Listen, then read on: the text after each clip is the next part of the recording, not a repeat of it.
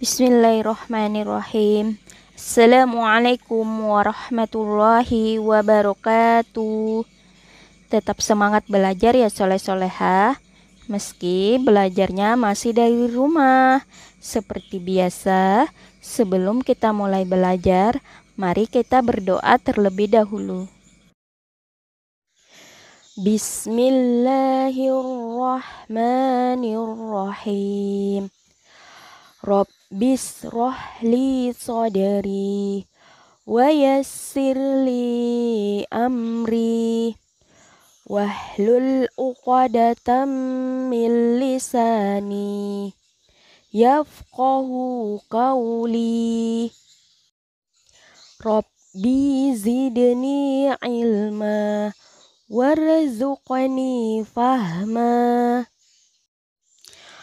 Allahumma la sahla illa ma ja'altahu sahla wa anta taj'alul hazna idza syi'ta sahla. Allahumma amin. Tema 2, menyayangi tumbuhan dan hewan di sekitar. Subtema 2, manfaat hewan bagi kehidupan manusia. Pembelajaran 4, 5, dan 6.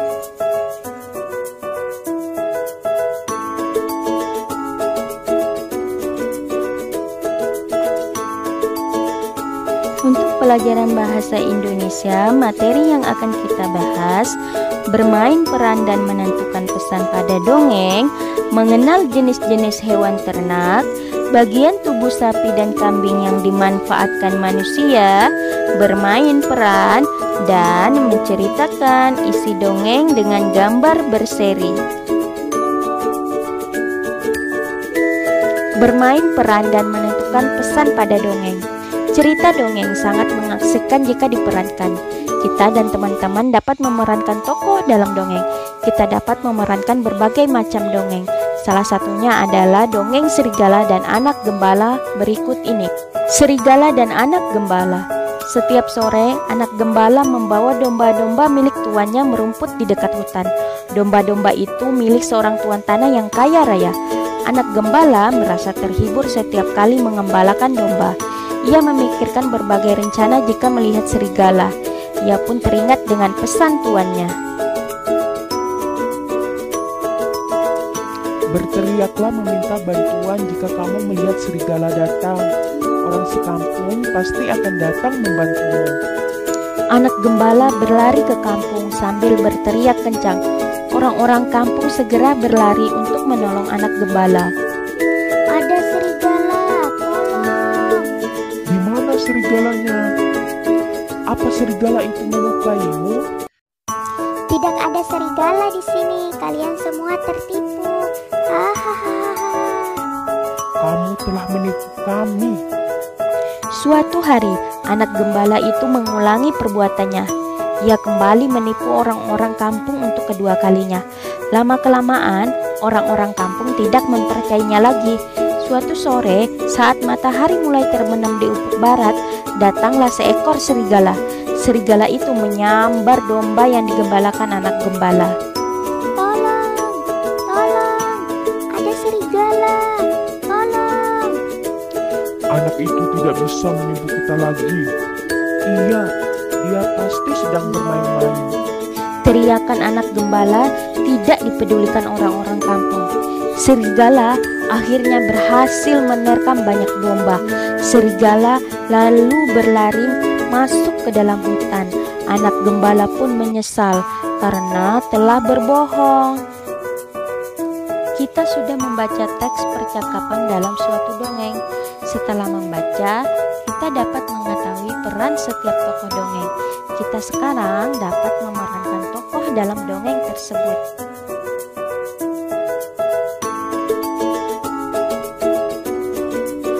Menentukan pesan pada dongeng. Kita sudah menyimak teks dongeng Serigala dan Anak Gembala. Seperti dongeng lainnya, teks dongeng tersebut memiliki pesan. Kita dapat menentukan pesan pada dongeng dengan membacanya. Selanjutnya, kita dapat menuliskan pesan dengan kalimat kita sendiri seperti berikut ini. Jenis-jenis hewan ternak. Di lingkungan sekitar kita terdapat berbagai jenis hewan. Ada jenis hewan yang sengaja dipelihara untuk diternakan. Hewan tersebut dipelihara untuk memenuhi kebutuhan manusia. Ada yang dijadikan sumber makanan, ada pula yang dimanfaatkan tenaganya. Selain itu, bulu hewan ternak tertentu dapat dijadikan bahan pakaian dan berbagai peralatan.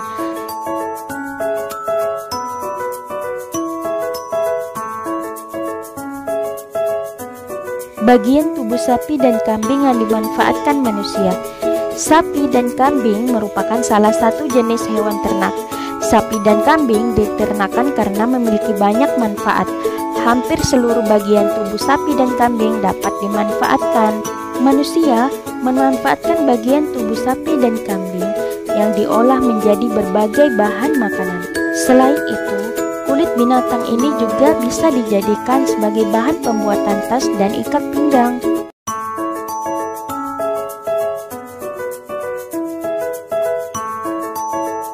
Kambing dan sapi merupakan jenis hewan yang dipakai untuk berkurban ketika Hari Raya Idul Adha. Kambing merupakan hewan yang digunakan untuk akikah. Kambing merupakan hewan yang disebutkan memiliki banyak kebaikan dan keberkahan, seperti sabda Rasulullah Shallallahu Alaihi Wasallam yang artinya, peliharalah, manfaatkan oleh kalian kambing karena di dalamnya terdapat barokah. Hadis riwayat Ahmad. Bermain peran. Pada pembelajaran sebelumnya kita sudah bermain peran. Saat bermain peran kita harus memahami karakter tokoh.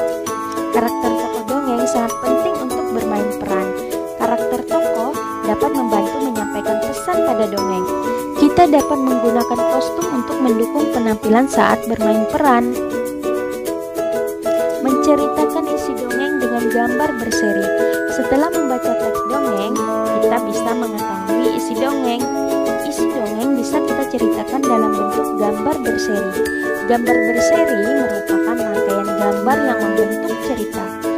Kita akan menceritakan isi dongeng kuda dan keledai yang malang. Kita ceritakan isi dongeng tersebut dengan membuat gambar berseri. Kita perhatikan urutan gambar sesuai urutan cerita pada dongeng.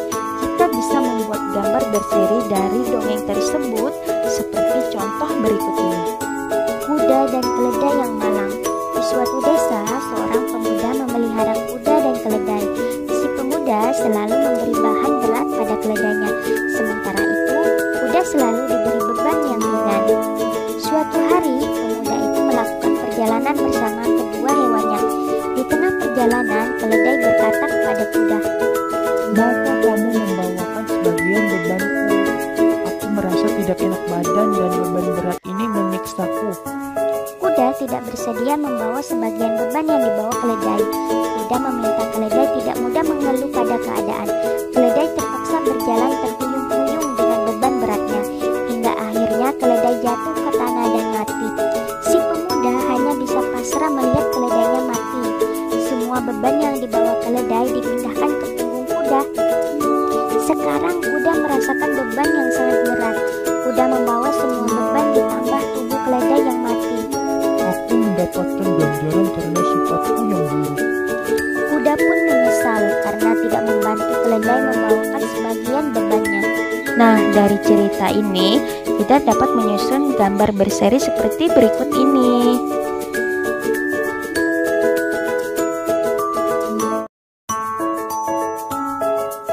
Materi yang akan kita bahas pada pelajaran PPKN: keragaman ciri fisik, keragaman sifat teman sekelas, bersikap baik kepada sesama teman, sikap baik yang telah dilakukan, memperagakan sikap baik kepada orang lain, keragaman sifat di lingkungan rumah, menentukan keragaman sifat di lingkungan rumah, dan memperagakan sifat tetangga. Keragaman ciri fisik. Setiap individu memiliki ciri fisik masing-masing. Ciri fisik menjadi salah satu ciri khas yang mudah dilihat. Ciri fisik diri sendiri dapat berbeda dengan orang lain. Meskipun berbeda, kita tetap harus saling menghargai. Kita tidak boleh mengejek ciri fisik yang dimiliki orang lain. Setiap ciri fisik yang dimiliki seseorang adalah anugerah. Kita harus bersyukur atas anugerah yang diberikan Tuhan kepada kita. Keragaman sifat teman sekelas. Ciri fisik merupakan ciri khas yang membedakan seseorang. Selain ciri fisik, ada juga sifat yang membedakan seseorang. Sifat seseorang dapat sama atau berbeda dengan orang lain. Ada juga yang memiliki sifat baik atau sifat yang kurang baik. Mari kita perhatikan contoh keragaman sifat berikut. Bersikap baik kepada sesama teman. Di rumah, Eko selalu membantu ayah dan ibunya. Eko sering membantu menyelesaikan pekerjaan rumah. Saat ayah sibuk, Eko merawat hewan peliharaan ayah. Di sekolah, Eko juga tetap melakukan berbagai kebaikan. Misalnya, saat melihat teman terjatuh, Eko segera membantu. Sikap Eko patut kita contoh dalam kehidupan sehari-hari. Sebagai manusia, kita perlu bersikap baik kepada sesama. Jika orang lain membantu, kita pasti akan merasa senang. Orang lain juga akan senang jika kita membantu mereka. Bersikap baik adalah bentuk pengamalan Pancasila. Sikap tersebut sesuai dengan sila kedua Pancasila yang berbunyi kemanusiaan yang adil dan beradab. Sikap baik yang telah dilakukan. Uni merupakan anak yang baik sama seperti Eko. Uni selalu berusaha mengamalkan nilai-nilai Pancasila. Contohnya, Uni bersikap baik di rumah dan di sekolah. Mari kita belajar sikap baik yang dilakukan Uni berikut ini.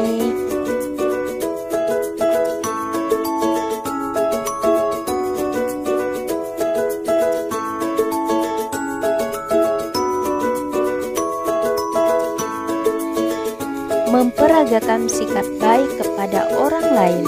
Dondo, mengapa kamu diam saja di situ? Jariku sakit, Uni. Tadi aku terkena cakar kucingmu. Tolong, maafkan kucingku, Dondo.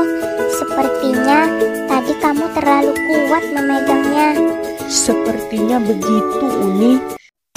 Ayo, kita bersihkan dahulu lukamu. Setelah itu, aku akan mengobati lukamu. Baik, Uni. Nah, sekarang jarimu sudah diobati. Wah, terima kasih atas bantuanmu, Uni. Keragaman sifat di lingkungan rumah. Sepulang sekolah, Cici menemukan seekor kelinci di selokan. Sepertinya kelinci tersebut milik salah satu tetangga Cici. Kelinci tersebut terjatuh dan kaki belakangnya terluka. Cici pun membawa kelinci tersebut ke rumahnya.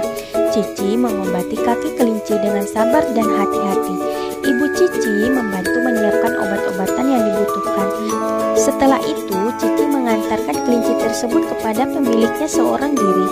Ibu Cici tidak ikut mengantar karena geli pada bulu kelinci. Cici memiliki beberapa sifat yang berbeda dari ibunya. Cici sangat sayang pada binatang dan suka membantu. Sebaliknya, Ibu Cici tidak terlalu menyukai binatang. Sifat setiap anggota keluarga dapat berbeda-beda. Sifat tetangga di sekitar juga dapat berbeda-beda. Karena itu, kita harus saling menghargai. Jangan sampai terjadi perselisihan atau pertengkaran.